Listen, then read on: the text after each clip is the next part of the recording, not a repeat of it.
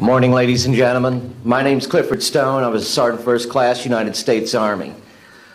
I had a secret clearance with nuclear surety. I could get the clearance that I needed to do whatever it was that was necessary for me to do at the time on special operations when I was called in on those. What I'm referring to here is that I was involved in situations where we actually did recoveries of crashed saucers, for lack of a better term, debris thereof. There were bodies that were involved with some of these crashes, also some were alive. While we were doing all this, we were telling the American public there was nothing to it. We were telling the world there was nothing to it. I'd like to go into detail on some of the cases about the nuts and bolts cases right here, but I will be available if you have any questions concerning my involvement in this. You can talk to Dr. Greer to arrange for me to get to talk to you. But the whole situation is, we've set back, we've told the American people that there's no such thing as UFOs. I've been involved where we have recovered these objects. We know them to be of extraterrestrials. In 1969, I had an event that happened to me while I was stationed at Fort Lee, Virginia. We went to Indiantown Gap, Pennsylvania.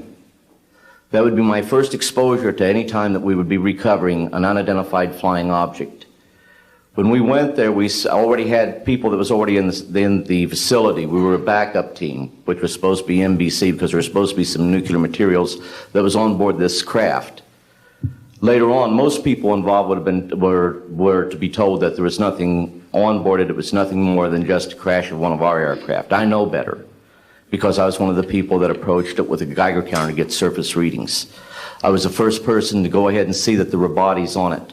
That would be the first of approximately 12 events. UFO crashes are not events that take place every day. They're rare. I know we're not alone in the universe. I know that the absence of evidence is not evidence of absence. It's evidence that has been denied to the American people.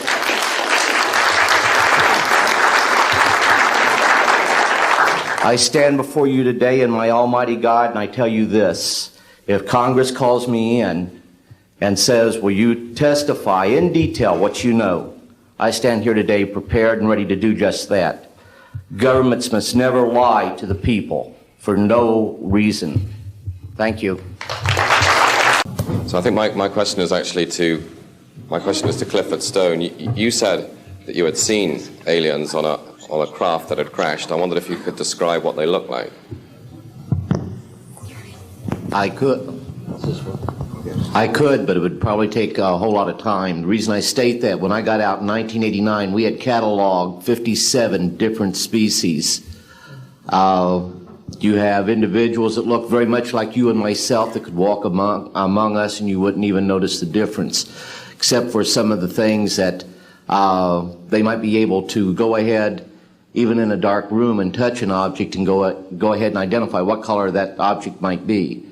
They would have a heightened sense of smell, sight, hearing. The situation is that you have various types of what we normally call grays. We didn't call them grays in the military, but you had at least 3 types of the grays. You had some that were much taller than we were.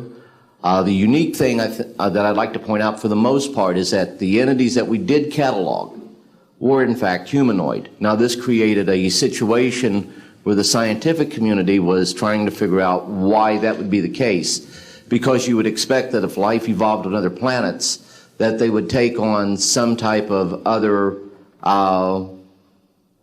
being, so to speak, not necessarily look humanoid or be bipedal such as we are.